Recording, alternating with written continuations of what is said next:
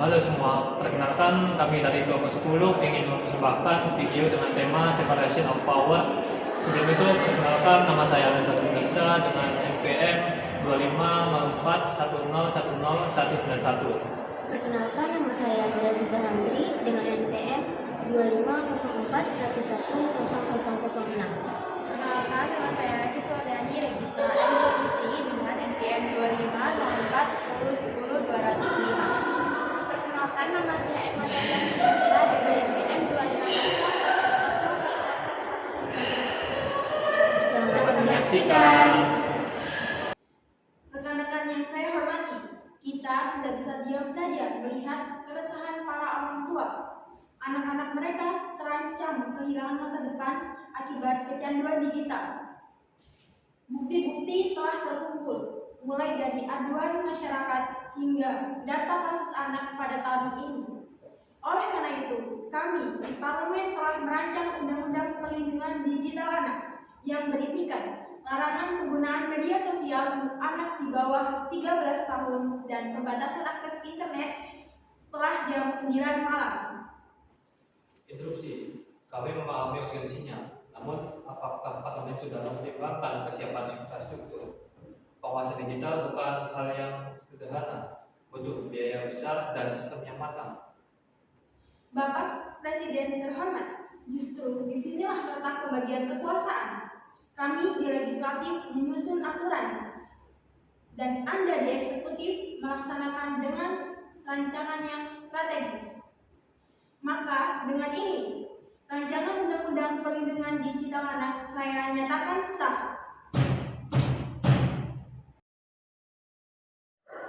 Legislatif memegang kekuasaan dalam membentuk undang-undang, bisa disebut juga dengan rule making function. Namun dalam praktiknya, proses ini tidak terlepas dari perdebatan dan pertimbangan berbagai kepentingan.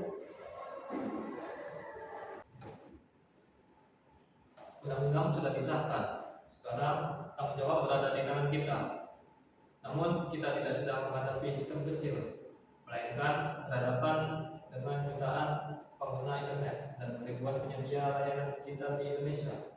Oleh karena itu, kita akan mulai dengan langkah bertahap, dimulai dari pembatasan akses otomatis untuk akun anak di bawah umur, peringatan kepada platform dan penyedia layanan internet, hingga pengawasan aktivitas digital di ruang publik seperti warnet. Saya tegaskan, ini bukan sekedar himbauan. Jika masih ada pelanggaran yang membahayakan anak-anak, maka kita akan masuk ke tahap sanksi administratif. Dan jika masih diabaikan, pencabutan usaha akan menjadi langkah terakhir. Tunggu Bapak Presiden. Undang-undang yang dikeluarkan untuk pembatasan, bukan untuk menekan para pelaku usaha secara berlebihan. Justru kami yang akan menghadapi realita di lapangan. Tanpa tindakan tegas, aturan tidak akan dipatuhi. Tetapi, tindakan Anda berpotensi untuk melanggar apa yang telah diatur dalam undang-undang. Kami tidak berniat melampaui kewenangan, tapi kami juga tidak bisa membiarkan aturan ini hanya menjadi simbol tanpa dampak. Eksekutif memegang kekuasaan dalam melaksanakan undang-undang, bisa disebut juga dengan rule application function. Namun dalam praktiknya, pelaksanaan ini sering menghadapi dilema antara efektivitas dan batas kewenangan. Yang mulia, kami tentu saja tidak menolak perlindungan anak. Namun, perlu kita semua ketahui bahwa kebijakan ini akan sangat berdampak bagi masyarakat luas, mulai dari sektor pendidikan hingga sektor perekonomian. Seperti contohnya saja kursus online dan juga pelaku usaha yang ikut dirugikan seperti itu. Bahkan ada ancaman pencabutan izin usaha tanpa batasan pelanggaran yang jelas. Jika demikian, maka sama saja melanggar hak kami untuk mencari nafkah yang mulia. Baik, kami yang memahami adanya dua kepentingan, yaitu perlindungan anak dan kebebasan masyarakat. Ketua DPR Apakah undang-undang ini telah mengatur secara jelas batasan dan pengecualian khususnya untuk kepentingan pendidikan? Izin yang mulia, undang-undang ini kami susun berdasarkan urgensi perlindungan anak. Namun, kami mengakui bahwa pengaturan teknisnya masih memerlukan penjabaran lebih lanjut. Izin yang mulia, kami hanya menjalankan undang-undang tanpa tindakan tegas. Kebijakan ini tidak akan efektif di lapangan.